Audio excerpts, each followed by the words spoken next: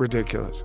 Ridiculous, but I bet it was for a significant amount of money. Still ridiculous. Yeah, but fun. I'd watch it. Look, Jake Paul wants to test himself against actual, not just world champion, but one of the greatest of all time. And it wasn't fixed, Jake Paul would not survive 45 seconds. I don't know about that.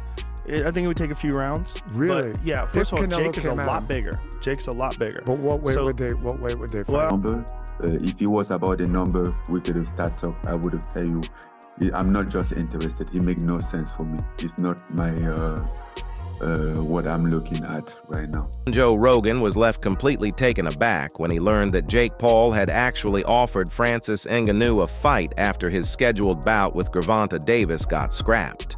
On his podcast, Rogan called the idea absolutely wild, even bordering on reckless, for a YouTuber turned boxer like Jake.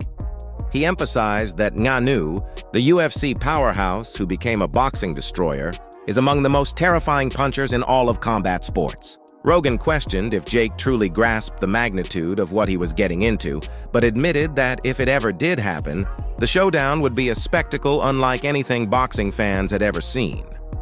Nikista calls Francis. This is Francis telling the story. Nikista calls Francis and says, hey, we need your help.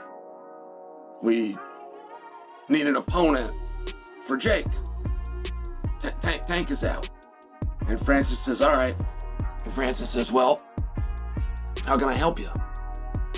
Nikista says, well, we're looking at an opponent for Jake. Tank Davis is out. And Francis says, all right, but specifically, how can I help you?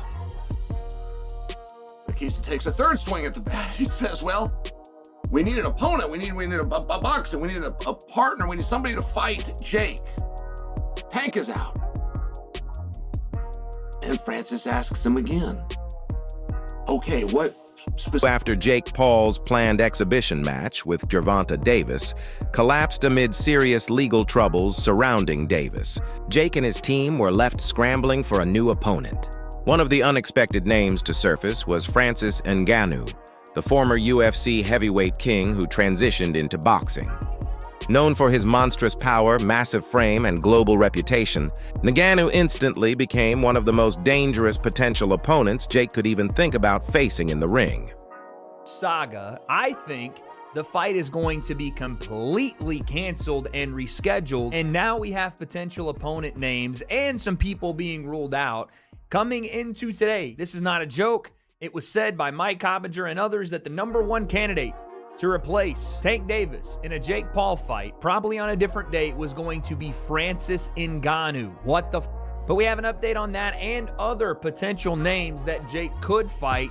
Again, I think on a separate date, and why I think the Jake and Tank fight is completely off. No more, maybe, no more, we don't think it'll happen. Michael Bisping highlighted the massive difference in size and danger between Jake Paul's rumored new opponent, Francis Ngannou, and his original target, Gervonta Davis, and a much smaller lightweight fighter.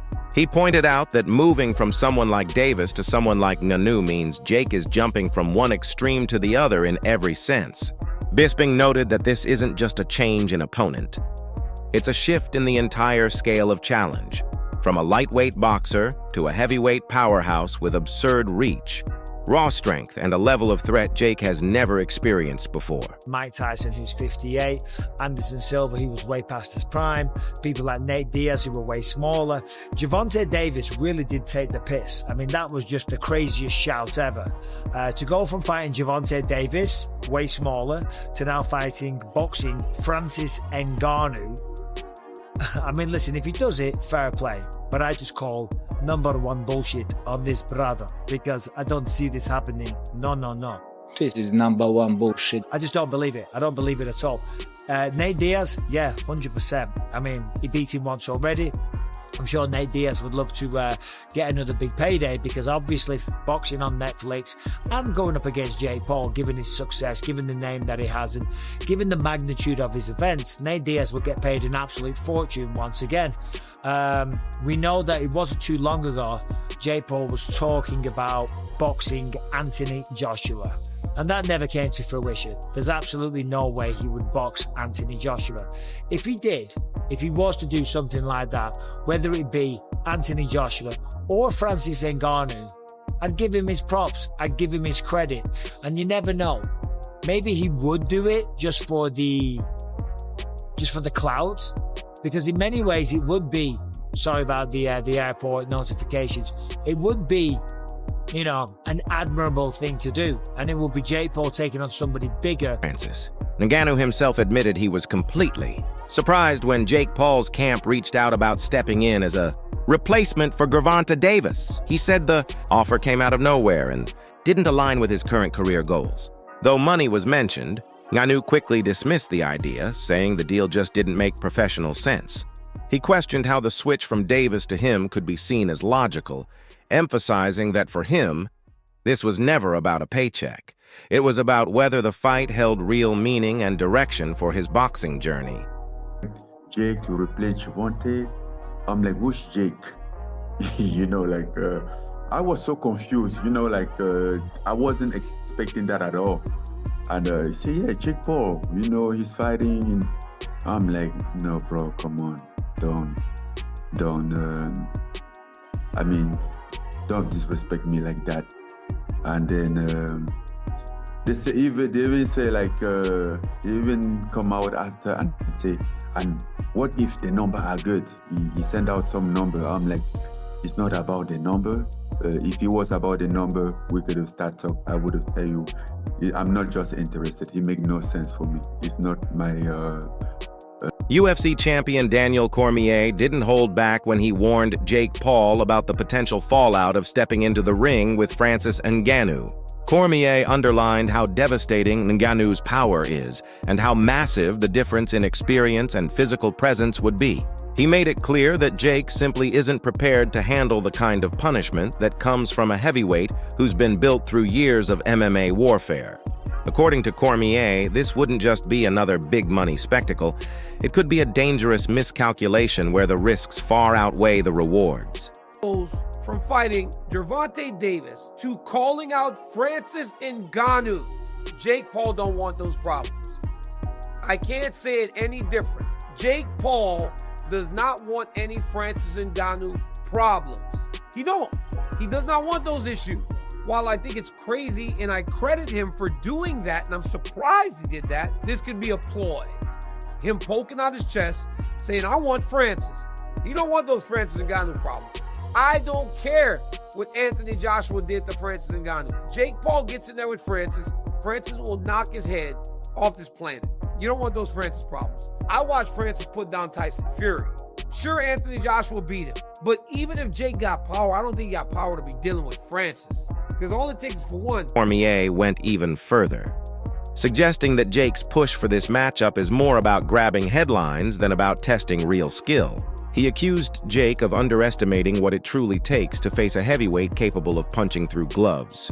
He explained that while Ngannou's power is legendary in MMA, it becomes even more focused and deadly in boxing, where strikes are sharper and more direct. Cormier warned that if Jake walks into that ring without understanding how different MMA striking and boxing defense really are, the fight might end before it even begins. Right? Boxing is much different than mixed martial arts. The target audience might be the same, but the demographics different. The places where people are brought up are different. There's bigger entourages in boxing. It's just a different world in boxing. We've known that from the very beginning. We know that Gervonta Davis was not going to just play to Jake Paul's rules. I still don't know exactly why this thing is falling apart, but it is falling apart bad. It is bursting at the seams. We are almost exactly where we should have never started. This should have never gotten started, but it did. But we are almost now exactly where we need to be in the fight. Several fight analysts have also sounded the alarm, calling Jake Paul's possible matchup with Francis Ngannou on such short notice a dangerously ambitious move, both for Jake's safety and for the credibility of the sport. With Gervonta Davis backing out late, Jake's team supposedly rushed to reach out to Ngannou. But as Ngannou himself pointed out, stepping in last minute makes no sense for his career or preparation. Strategically, it's a nightmare. Jake would barely have time to adjust for a heavyweight of Ngannou's caliber, who combines elite-level power and experience. Analysts have drawn comparisons to Tyson Fury's fight with Ngannou, noting that even Fury, the reigning heavyweight champ, admitted Ngannou gave him one of the toughest bouts of his life. They believe a Jake Paul versus Francis Ngannou matchup would mirror that same crossover chaos. A social media star daring to challenge a monstrous athlete, driven more by spectacle than boxing tradition. This is, okay, if they push it back to December, then that's slightly different. But this is the kind of one situation where you're kind of 10 days out, 2 weeks out from a fight, whenever they first got wind of this problem. This is the kind of situation where it would be possible that Jake Paul and Nikita Badarian and MVP, who are very, very shrewd people, this is the one occasion where they might end up making a mistake, taking someone at short notice who they shouldn't take, because there'd be a whole raft of people putting their hand up for it, wouldn't they? Thinking, I'll take him at short notice. I'll make out that I've been sitting on a beach eating and drinking for the last 6 months. But anything just to get in there with him, and then on the night, I'm gonna knock his head off. There'll be loads of people putting their hand up for this, and you'd have to be incredibly careful about who you took at short notice, because for it to have any kind of meaning, you would need to take a decent opponent at short notice, because obviously they're up against it because it's short notice. You couldn't take some barely warm body at short notice, because that would be even worse than giving them full notice. So this is the one area, the one situation in which it would be easy for them to make a mistake, but they don't make mistakes with things like this. They just don't. So yeah, I'm not surprised that they haven't been tempted into, somebody. Yeah, Ngannou, that'd be a mistake. It'd be such a mistake. I know he got flattened by Joshua, but so what? Joshua is a 2-time unified champion of the world, and Ngannou's 270 pounds of absolute granite. That would have been a terrible, terrible mistake if they'd given him the fight. And he dropped, like, people. I know, my opinion, Tyson Fury won that fight with Ngannou, but he still put Tyson Fury. He was close.